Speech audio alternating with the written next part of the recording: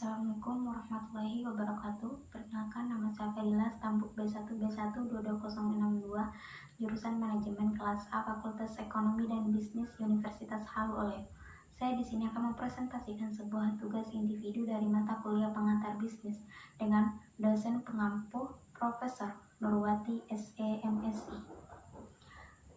Judul dari materi presentasi saya yaitu pengertian dan ruang lingkup bisnis.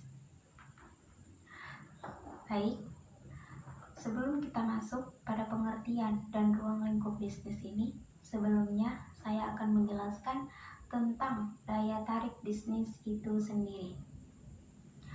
Dalam kehidupan sehari-hari kita, perhatikan jutaan orang melakukan kegiatan bisnis. Mereka ada yang berhasil mengembangkan usaha dan memperbesar nilai bisnisnya yang makin lama makin maju, tetapi ada pula yang gagal. Bisnis harus berpandangan jauh ke depan. Bisnis didirikan bukan untuk sementara, tapi untuk selamanya, seumur hidup, dan terus dilanjutkan oleh ahli warisnya. Sekarang ini, banyak anak muda yang mulai tertarik, mulai melirik profesi bisnis. Hal ini didorong oleh kondisi persaingan di antara pencari kerja yang mulai ketat dan lowongan pekerjaan yang mulai terasa sempit. Selanjutnya, pengertian bisnis. Apa sih yang dimaksud dengan bisnis itu? Hughes dan Kapor menyatakan, business is the organized effort individuals to produce and sell for a profit the goods and services that satisfy society needs. The general term business refers to all such efforts within a society or within an industry. Maksudnya, bisnis ialah suatu kegiatan usaha individu terorganisasi untuk menghasilkan dan menjual barang dan jasa guna mendapatkan keuntungan dalam memenuhi kebutuhan masyarakat. Selanjutnya, ada sejarah perkembangan bisnis.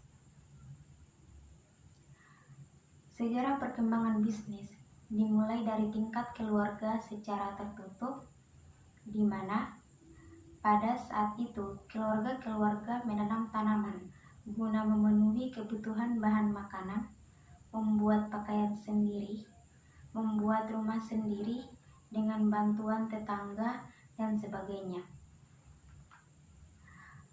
Kemudian muncul revolusi industri yang membawa perubahan secara drastis. Adanya mesin uap menimbulkan perubahan pada pertanian yang tadinya menggunakan bajak dengan tenaga sapi atau kerbau, sekarang diganti dengan traktor dan bulldozer yang bertenaga luar biasa.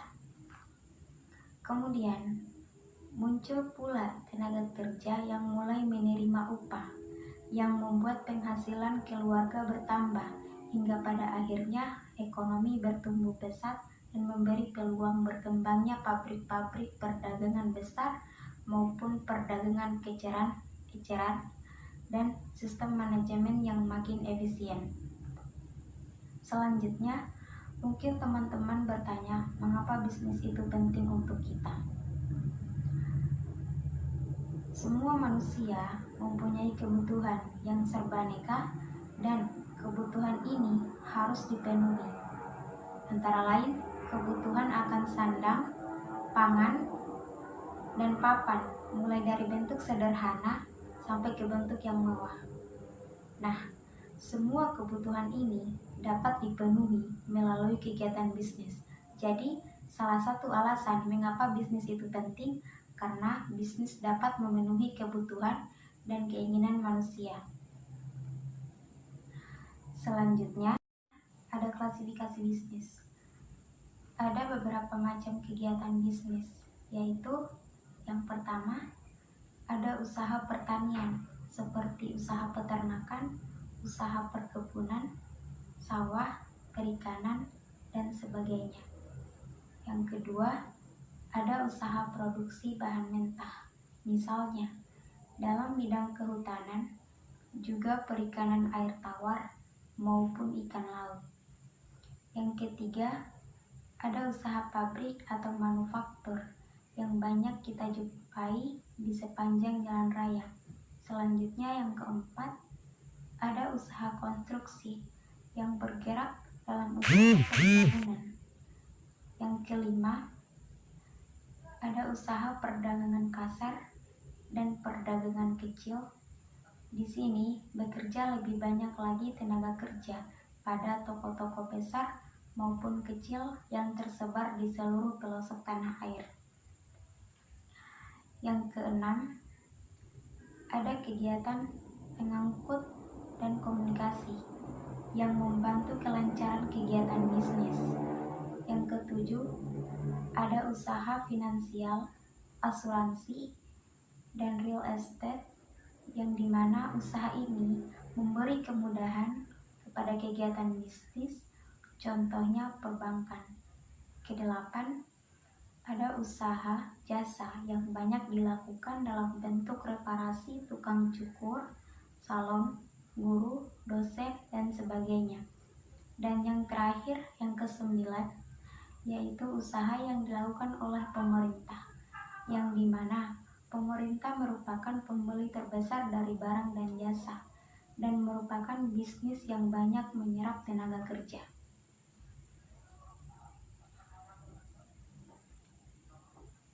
Baik, di slide selanjutnya ada fungsi dasar bisnis. Fungsi dasar bisnis terbagi atas 3. Yang pertama, ada acquiring raw materials, artinya mencari bahan mentah. Yang kedua, ada manufacturing raw materials into product, yang artinya merubah bahan mentah menjadi produk. Dan yang terakhir atau yang ketiga, ada distributing product and consumers, atau menyalurkan barang ke tangan konsumen. Selanjutnya, peluang-peluang yang disediakan bisnis. Apa saja sih peluang yang disediakan bisnis itu? Peluang-peluang yang disediakan oleh bisnis itu sangat tidak terbatas. Diperuntukkan bagi anak muda yang penuh semangat, energik, dan berani. Bisnis menyediakan lapangan pekerjaan dari berbagai tingkatan dan lapangan. Mau jadi pekerja atau jadi direktur, mau di bidang teknik ataupun di bidang perdagangan, dan masih banyak lagi peluang-peluang lainnya. Slide yang terakhir, ada tantangan-tantangan yang dihadapi oleh bisnis. Yang pertama, ada tantangan produktivitas. Dunia bisnis harus meningkatkan produktivitasnya karena mereka akan menghadapi pasar luas yang semakin berkembang. Yang kedua, ada tantangan kualitas. Meningkatkan mutu berarti membuat sesuatu menjadi lebih baik dan tingkat efisien pun menjadi lebih baik. Tantangan yang terakhir yang dihadapi oleh bisnis yaitu tantangan pasar global.